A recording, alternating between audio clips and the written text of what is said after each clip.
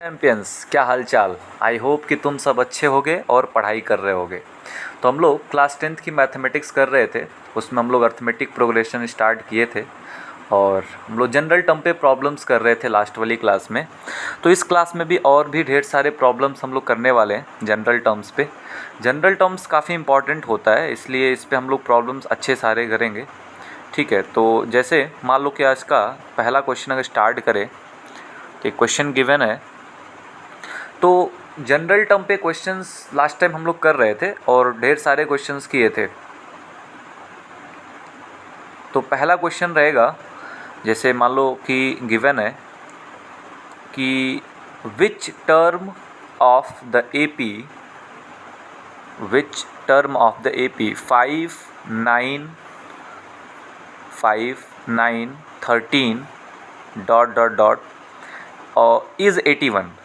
ठीक है, तो जैसे क्वेश्चन ये कह रहा है कि इस AP का कौन सा टर्म है जो 81 है। ठीक है, 5, 9, 13 से करके 81 जो है वो इस AP का कौन सा टर्म है, ये तुमसे पूछ रहा है।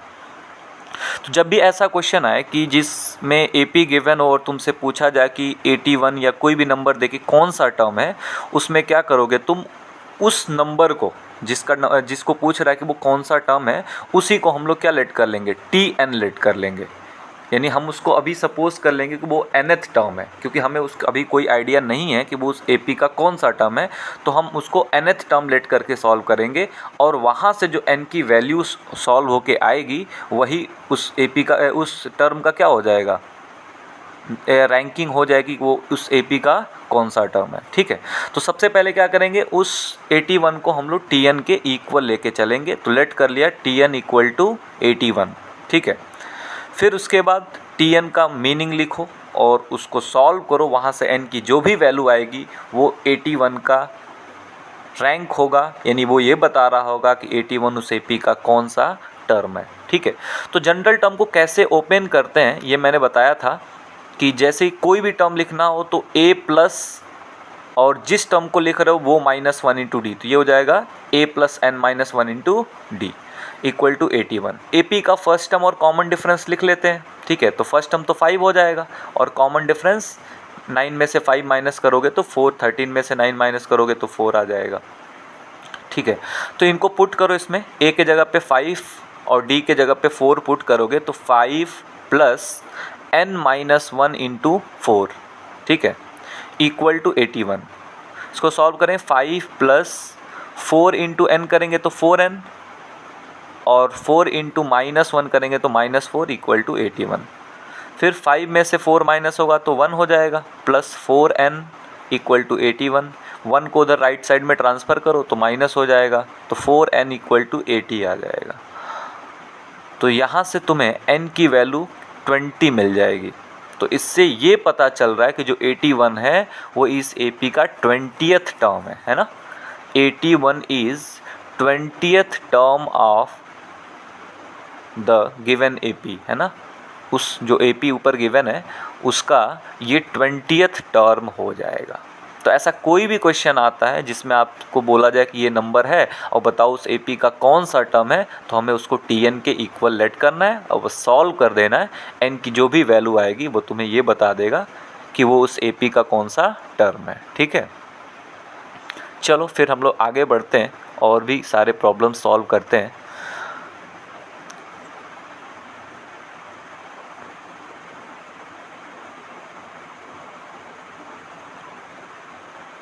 जब भी मैं क्वेश्चंस दे रहा हूँ तो आप एक काम करो, उसको वीडियो को पॉज करके पहले खुद से अटेम्प्ट करो, ठीक है, और फिर उसको देखो। उसके बाद जब मैं सॉल्व करूँगा तो उससे मैच करना कि आंसर्स क्या हो रहे हैं।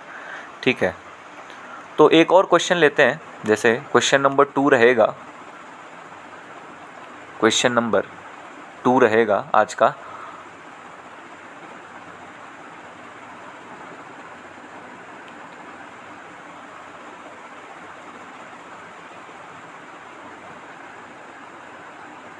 Which term of the AP 9, 15, 3, 15, 27, 39 and so on will be 120 more than, इस बार देखना क्वेश्चन थोड़ा सा ट्विस्ट करके दिया हुआ है, डायरेक्ट वो नहीं बोल रहा है कि वो उस टर्म की वैल्यू कितनी है, ठीक है। Will be 120 more than it's 21st term. हाँ ये देखो कि बोला है कि इस AP का कौन सा टर्म है, which term of the AP will be 120 more than, which term of the AP 315 करके will be 120 more than it's 21st term, it's 21st term. यानी इस AP का कौन सा टर्म है जो इसके 21st टर्म से 120 ज़्यादा है, ठीक है। तो अभी तो मुझे कोई आइडिया नहीं है कि वो कौन सा टर्म है, तो हम लेट कर लेंगे कि वो TN है ना। हम सबसे पहले लेट कर लेंगे कि वो AP का कौन सा टर्म है, TN है, nth टर्म है। तो जो भी होगा nth टर्म क्या होने वाला है, 21st टर्म से 120 ज़्यादा होने वाला है। तो हम लिखेंगे TN इक्वल टू T21 है ना, T21 प्लस 120, T21 प्लस 120 करके इसको सॉल्व करेंगे और यहाँ से n की जो भी वैल्यू मिलेगी वो हमें उस टर्म का क्या बता रहा होगा, रैंक बता रहा होगा कि वो AP का कौन सा टर्म है, ठीक है। तो उसने बोला था कि वो टर्म फाइंड आउट करो जो इस AP के 21st टर्म से 120 ज़्यादा है। तो TN का मीनिंग लिखेंगे A plus N minus 1 into D, और T21 का मीनिंग हो जाएगा A प्लस 20D है ना, एक कम करके लिखते हैं, प्लस 120, ठीक है। अब इसको सिंप्लीफाई करो तो A से A तो कैंसिल हो जाएगा, और फिर यहाँ पे n माइनस 1 इंटू डी है और इधर 20D है। तो इसको सॉल्व करेंगे तो सपोज़ करो कि n माइनस 1 इंटू डी मैंने यहाँ पे लिख दिया, और 20D को लेफ़्ट साइड में लाते हैं तो माइनस 20D इक्वल टू क्या हो जाएगा, 120 हो जाएगा। अब इसमें से D कॉमन है, तो या इसमें D की वैल्यू तो गिवन है ना, D को हम लोग फाइंड आउट कर लेते हैं, कितना हो जाएगा 315, तो 12 आना चाहिए, 12 का डिफरेंस है, तो D की वैल्यू 12 हो जाएगी। तो वैल्यू पुट कर देते हैं हम इसमें, ठीक है। यहाँ रहने देते हैं, यहाँ पे D ही रहने देते हैं, अगले वाले स्टेप में पुट करते हैं, ठीक है। तो यहाँ पे 12 पुट करो, तो D के प्लेस पे 12 पुट करोगे, और एक काम करते हैं, ये इसको लेफ्ट साइड में नहीं लाते, इसको राइट में ही रहने देते हैं 20D को, ठीक है। तो 20 इंटू 12 वहीं रहेगा प्लस 120, तो n माइनस 1 इंटू 12 करोगे तो 12n माइनस 12 हो जाएगा, माइनस 1 में जब 12 का मल्टीप्लाई तो इक्वल टू 20 इंटू 12 करोगे तो 240 बन जाएगा प्लस 120, ठीक है। तो यहाँ से अब बाकी सारे जो नंबर्स हैं उनको राइट साइड में ट्रांसफ़र करो, तो 12n इक्वल टू बन जाएगा, ये 360 हो गया और उसमें जाके 12 ऐड होगा तो 372 बन जाएगा। तो n की वैल्यू आएगी 372/12, ठीक है। इसको कैंसिल आउट करते हैं, 12 3 जा 36, 1 कैरी हो रहा है, 12 1 जा 12 हो जाएगा, ठीक है। तो n की वैल्यू 31 आ रही है, मतलब वो टर्म जो इस AP का था जो 21st टर्म से 120 ज़्यादा था, उस टर्म की वैल्यू है 31st, मतलब वो टर्म होगा 31st टर्म, ठीक है। तो इस AP का 31st टर्म जो होगा वो इस AP के 21st टर्म से 120 ज़्यादा होगा। तो लिख देंगे the required term is 31st term of the AP, है ना, 31st टर्म हो जाएगा। तो क्वेश्चन को कैसे अप्रोच करना है ये ध्यान देना है, क्वेश्चन को कैसे रीड करना है, सबसे इम्पॉर्टेंट क्वेश्चन को समझना है, ठीक है। तो क्वेश्चन को खूब अच्छे से पहले देखो कि वो क्या गिवन है, इसमें क्या बोल रहा है।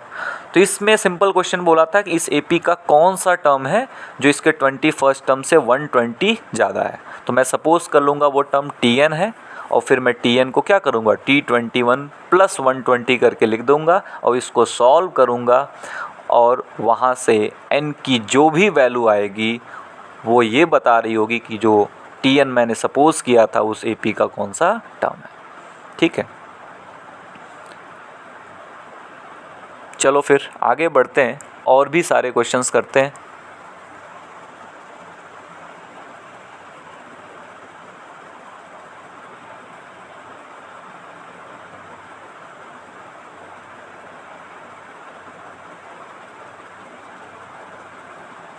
तो क्वेश्चन नंबर 3 करते हैं। अच्छा, जब भी क्वेश्चन दे रहे हैं तो पॉज करके ट्राई ज़रूर करो, एक बार अटैम्प्ट ज़रूर करो, ठीक है।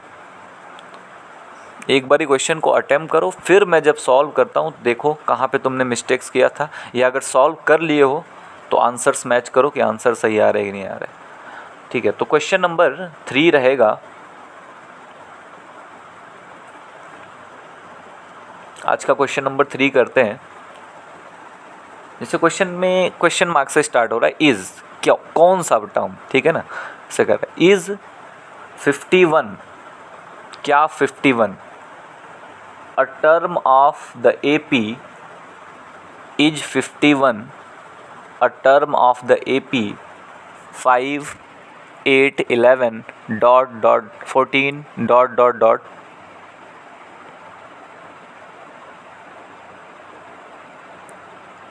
ठीक है, तो क्या 51 जो है वो इस AP का टर्म है, ये तुमसे क्वेश्चन पूछा जा रहा है। 51 इस AP का टर्म है या नहीं है, ये तुमसे पूछा जा रहा है। तो मैं सपोज कर लूँगा ना कि ये AP का टर्म है, ठीक है ना, ऐसा सपोज कर लूँगा कि ये AP का टर्म है। तो अगर ये AP का टर्म है तो कोई टर्म होगा, ठीक है, तो सपोज कर लेंगे कि ये TN है। उसके बाद अगर n की वैल्यू इंटीजर आती है, इसका मतलब वो टर्म है, और अगर n की वैल्यू फ्रैक्शन आ जाती है, इसका मतलब उस AP का टर्म नहीं है। ठीक है, तो इसको ऐसे ही प्रोसीड करते हैं। अगर ये टर्म होगा तो n की वैल्यू इंटीजर आएगी, और अगर टर्म नहीं होगा तो इसकी वैल्यू फ्रैक्शन में आ जाएगी, n की वैल्यू। तो जब भी ऐसा क्वेश्चन आए कि कोई पूछे कि ये नंबर है, बताओ इस AP का टर्म है कि नहीं है, तो उस केस में तुम क्या करोगे, उसको TN के इक्वल सपोज करो और n की वैल्यू फाइंड करोगे, और n की वैल्यू अगर इंटीजर आएगी, जैसे लिखो लेट TN इक्वल टू 51, ठीक है, और इसको सॉल्व करते हैं। तो a plus n minus 1 into D equal to कितना हो जाएगा, 51। तो a की वैल्यू यहाँ से 5 और d की वैल्यू कितनी आ जाएगी, 3 आ जाएगी। ठीक है, पुट करते हैं इसको। तो 5 प्लस n माइनस 1 इंटू 3, ठीक है ना, d की वैल्यू कितनी 3 है, 51। तो 5 प्लस 3n माइनस 3 हो जाएगा यहाँ से, इक्वल टू 51। तो 5 में से 3 जाएगा तो 2 होगा, प्लस 3n इक्वल टू 51। अब यहाँ से देखो 2 को अगर ट्रांसफ़र करोगे तो उधर जाके माइनस होगा, तो 3n इक्वल टू 49। तो n की वैल्यू 49/3 आ रही है। हाँ, ये देखो ये फ्रैक्शन आ रहा है, ये इंटीजर नहीं हो पा रहा है, कैंसिल नहीं हो रहा है। इसका मतलब ये जो 51 है वो इस AP का कोई टर्म नहीं है। 51 is not a term of the AP। अच्छा, ये पता करते हैं कि ये 49/3 जो है ना, इसको इंटीग्रल टर्म फॉर्म में कन्वर्ट करके देखते हैं ये कौन से दो टर्म के बीच में है। अगर मान लो पार्ट नहीं है तो कितना आ जाएगा, ये 16 इंटीग्रल 1/3। इसका मतलब ये इस AP के 16th और 17th टर्म के बीच में होगा। ठीक है, ना ही ये 16th टर्म होगा ना 17th टर्म होगा, उनके बीच की वैल्यू को शो कर रहा है। इसका मतलब ये इन दोनों के बीच में लाई कर रहा होगा, बट AP का पार्ट नहीं होगा। ठीक है, चलो फिर आगे बढ़ते हैं और भी क्वेश्चन सॉल्व करते हैं इसके ऊपर। जनरल टर्म पे हम लोग क्वेश्चंस कर रहे हैं। जनरल टर्म पे बहुत सारी वैरायटीज़ के क्वेश्चंस आते हैं, और मैंने तुमको बताया था कि AP में 40 से 45% सिलेबस जो है ना वो जनरल टर्म कवर करता है। तो एक और क्वेश्चन लेते हैं, क्वेश्चन नंबर 3 रहेगा आज का, थर्ड क्वेश्चन कर रहे हैं। ठीक है, थर्ड क्वेश्चन हम लोग स्टार्ट करते हैं। तो इसको पहले जब भी क्वेश्चन कंप्लीट कर दूंगा मैं, तो वीडियो को पॉज करके एक बार अटेम्प्ट करना। तो क्वेश्चन ये है, how many terms are there in the AP, how many terms are there in the AP 7 11 15 dash dash dash 139। ठीक है, लास्ट टर्म क्या गिवन है, 139। अच्छा, एक चीज़ देखना, इस क्वेश्चन को सॉल्व करने से पहले मैं तुमसे एक क्वेश्चन पूछूंगा कि तुम ये बताओ कि अगर एक रो में बहुत सारे लोग खड़े हों, ठीक है, और मैं तुमसे पूछूं कि तुम बताओ कुछ रो में कितने लोग हैं, और तुमको बस एक ऑफ़र है कि तुम बस एक बारी तुमको मौका मिल रहा है, तुम किसी एक आदमी से पूछ सकते हो कि बताओ तुम किस रैंक पे हो। ठीक है, और इसी से तुमको डिटरमाइन करना है कि उसमें कितने लोग हैं। तो अगर तुम्हारे पास थोड़ा भी कॉमन सेंस होगा तो तुम क्या करोगे, सबसे पहले जाओगे सबसे लास्ट वाले बंदे के पास और तुम उससे पूछो कि बताओ भाई तुम किस रैंक पे खड़े हो। और अगर वो बोलेगा मैं 100th रैंक पे हूँ, इसका मतलब उस रो में कितने लोग होंगे, 100 लोग होंगे। तो वही कहानी यहाँ पे भी होगी कि अगर एपी में बहुत सारे टर्म गिवन है और मुझे लास्ट वाले टर्म के बारे में आइडिया मिल जाए कि वो कौन से नंबर पे है, तो मैं ये बोल दूंगा कि हाँ उस एपी में उतने ही टर्म्स हैं। कि मान लो जैसे सपोज करो लास्ट वाला 45 पे है, इसका मतलब उस एपी में 45 टर्म्स होंगे। मान लो कि वो 20 पे है, मतलब उस एपी में 20 टर्म्स होंगे। ठीक है, तो सिंपल सी कहानी है, जब भी ऐसा क्वेश्चन आएगा कि एपी गिवन होगी और पूछेगा उसमें कितने टर्म्स हैं, तो तुम लास्ट वाले टर्म के रैंक के बारे में पता करना। ठीक है, क्योंकि अगर लास्ट वाले टर्म का रैंक पता चल गया ना तो उस एपी में उतने ही टर्म होने वाले हैं। तो इसके लिए करना क्या होगा तुमको कि तुम उस लास्ट वाले टर्म को टीएन सपोज करोगे। ठीक है, उस लास्ट वाले टर्म को टीएन सपोज करके और उसको सॉल्व करके वहाँ से एन की वैल्यू तुम फाइंड आउट करोगे और एन की जो भी वैल्यू आएगी वो लास्ट वाले टर्म की रैंकिंग बता रही होगी। ठीक है, तो टी एन इक्वल टू तुम लिख लो 139 और टी एन को लिखो a plus N minus 1 into D equal to 139 और a और d की वैल्यू यहाँ से पुट करो तो 7 plus N minus 1 into D कितना होगा 4 इक्वल टू 139। तो 7 प्लस 4n माइनस 4 हो जाएगा यहाँ से, 4n और 1 में मल्टीप्लाई हो तो माइनस 4 इक्वल टू 139। 7 में से 4 जाएगा तो 3 प्लस 4n इक्वल टू 139। तो 4n की वैल्यू आ जाएगी, ये 3 जाके उधर माइनस होगा तो 136। तो n की वैल्यू फाइंड करते हैं 136/4, तो 4 3 जा 12 और 1 कैरी होगा तो 4 4 जा 16 है ना। तो n की वैल्यू 34 आ रही है। मतलब सिंपल सी कहानी है कि लास्ट वाला जो टर्म है वो 34th रैंक पे है। मतलब इस एपी में टोटल कितने टर्म्स होंगे, 34 टर्म्स होंगे। ठीक है, टोटल टर्म्स कितने हो जाएंगे 34, इस एपी में 34 टर्म्स हो जाएंगे। तो सिंपल सी कहानी है, जब भी ऐसा क्वेश्चन आएगा तो तुम उस केस में क्या करना, लास्ट वाले टर्म को टी एन सपोज करना और एन की वैल्यू फाइंड करना। जो भी एन की वैल्यू आ रही होगी वो इस एपी का क्या हो जाएगा, नंबर ऑफ टर्म्स हो जाएगा।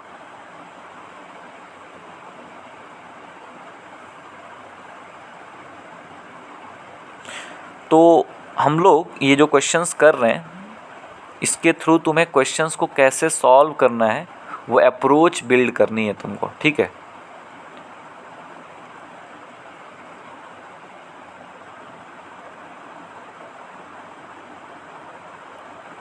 तो अभी करते हैं, चलो क्वेश्चन नंबर 4 पे आ जाते हैं।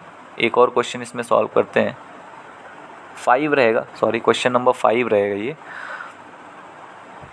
कि which term of the AP which term of the AP 24, 21, 18, 15 dash dash dash is the first negative term, is the first negative term। मतलब ये एक डिक्रीजिंग एपी है, देख रहे हो। तो अगर ये डिक्रीजिंग एपी है तो कोई ना कोई ऐसा टर्म तो होगा जो लास्ट में क्या आ रहा होगा, नेगेटिव आ रहा होगा, फिर नेगेटिव की शुरुआत होगी।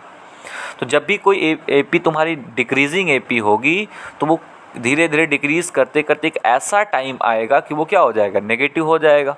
तो जो सबसे पहला वाला नेगेटिव टर्म आ रहा है उसके बारे में हमें बताना है कि वो कौन सा टर्म है, कौन से नंबर पे आएगा कि जो फर्स्ट नेगेटिव टर्म होगा। तो ध्यान से देखो कि जब कोई चीज़ डिक्रीज़ कर रही होगी तो जैसे नेगेटिव के साइड पहुंचेगी उससे पहले क्या मिलेगा, उसको जीरो मिलेगा। या जैसे कोई इंक्रीजिंग एपी है तो अगर वो नेगेटिव से पॉजिटिव की साइड जा रहा है तो क्या होगा, पहले ज़ीरो आएगा तभी तो वो पॉजिटिव के साइड जाएगा। तो इसमें अगर हम लोग ये पता कर लें कि ज़ीरो का लोकेशन क्या है, ज़ीरो कहाँ बैठा हुआ है, तो जीरो सपोज करो इस एपी का मान लो टर्म है, तो अगर मान लो वो 15th टर्म पे है तो 16th टर्म क्या हो जाएगा, फर्स्ट नेगेटिव टर्म। और अगर ज़ीरो नहीं भी अगर पार्ट है तो सपोज़ करो जीरो जो है वो 16th और 17th टर्म के बीच में है, तो इसका मतलब जो 17th टर्म होगा वो हमारे इस एपी का क्या हो जाएगा, फर्स्ट नेगेटिव टर्म हो जाएगा। तो इसमें हमको जहाँ तक लग रहा है ना कि जीरो का तुम्हें लोकेशन अगर तुम पता कर लेते हो तो तुम ये डिटरमाइन तुम्हारे लिए आसान हो जाएगा डिटरमाइन करना कि जो फर्स्ट नेगेटिव टर्म है वो कौन सा टर्म है। अगर वो जीरो उस एपी का पार्ट होगा तो उससे अगला वाला टर्म फर्स्ट नेगेटिव होगा, और नहीं भी होगा तो जिन दो टर्म्स के बीच में वो लाई कर रहा होगा उसमें जो लास्ट वाला टर्म होगा वो उसका फर्स्ट नेगेटिव टर्म बन जाएगा।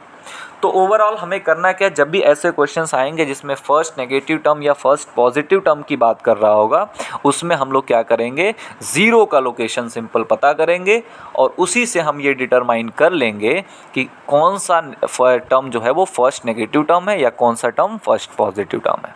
तो चलो लेट करते हैं, ज़ीरो को ही हम लोग टी एन लेट कर लेंगे, ठीक है। तो T N equal to zero हम लोग लेट कर लेते हैं और इसको सॉल्व करते हैं और पता करते हैं कि n जो है वो कितना आ रहा है, यानी जो जीरो का लोकेशन है वो क्या है। तो टी एन हो जाएगा a plus N minus one into D equal to zero. तो a की वैल्यू यहाँ से 24 plus N minus one into D क्या होगा, -3।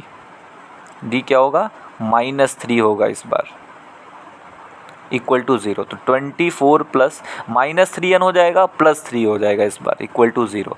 24 में 3 ऐड होगा तो 27 -3n, तो उधर भेज देते हैं +3n, तो n की वैल्यू यहाँ से 9 आ जाएगी, ठीक है।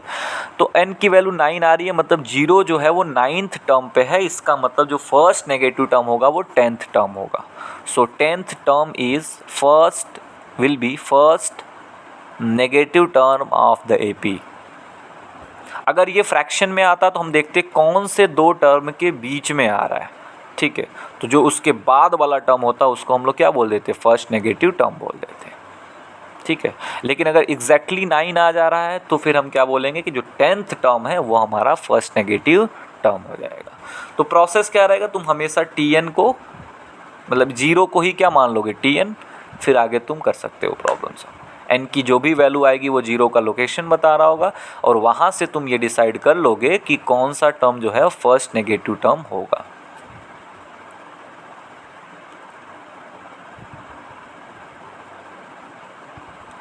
तो यहाँ से देखो जो प्रॉब्लम्स हम सॉल्व कर रहे हैं, हम तो बहुत ज़्यादा प्रॉब्लम्स तो हम इस वीडियो में नहीं सॉल्व कर पाएंगे, बट इन प्रॉब्लम से तुम्हें एक आइडिया लेना है कि हमें क्वेश्चंस को कैसे अप्रोच करना है, क्वेश्चंस को कैसे रीड करना है, ठीक है।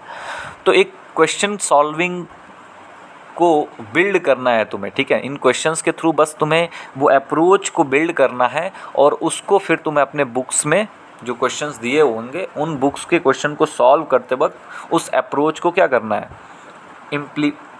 इम्प्लीमेंट करके देखना है कि क्वेश्चंस हो पा रहे कि नहीं हो पा रहे हैं, ठीक है। और भी कुछ क्वेश्चंस करते हैं हम लोग, जैसे आज का एक लास्ट क्वेश्चन रहेगा, क्वेश्चन नंबर 6 करते हैं, ठीक है।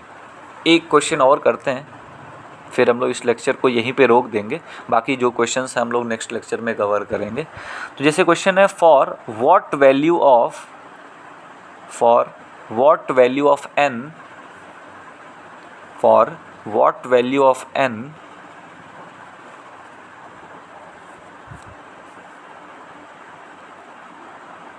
are the nth terms of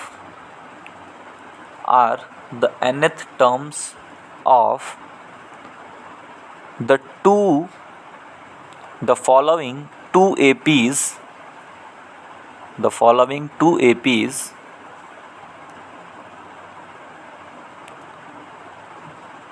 the same। 13 पहला एपी गिवन है, 13, 19, 25 डैश डैश डैश, एंड दूसरा एपी है 69, 68, 67 and dash dash dash. Also find this term, और लास्ट में तुम्हें उस टर्म को भी फाइंड करना है जो दोनों में क्या है, सेम है, ठीक है। चलो तो इसको वीडियो को पॉज करके एक बार अटेम्प्ट करो, फिर मैं देखता हूँ। तो उसने बोला है कि n की कौन सी वैल्यू के लिए दोनों एपीज़ का जो nth टर्म है वो क्या है, सेम है। n की वो कौन सी वैल्यू है जिसके लिए दोनों का nth टर्म क्या है, सेम है। मतलब वो दोनों का जो कौन सा टर्म, जैसे मान लो हो सकता है कि दोनों का 5th टर्म हो या 6th टर्म सेम हो, नहीं पता है, तो हम क्या करेंगे, दोनों के tn को इक्वल कर लेंगे। इसको मान लो हम tn1 कह देते हैं और इसको Tn2 कह देते हैं। मतलब ये फर्स्ट AP का nth टर्म है, वो सेकेंड AP का nth टर्म हो जा रहा है। दोनों को इक्वेट करके यहाँ से पता करते हैं कि n की वैल्यू क्या आ रही है। तो n की वैल्यू जो भी आएगी वही वाला टर्म इन दोनों APs का क्या होगा, सेम होगा। तो Tn1 अगर करेंगे तो A1 plus n minus 1 into D1 हो जाएगा, और ये हो जाएगा A2 plus n minus 1 into D2।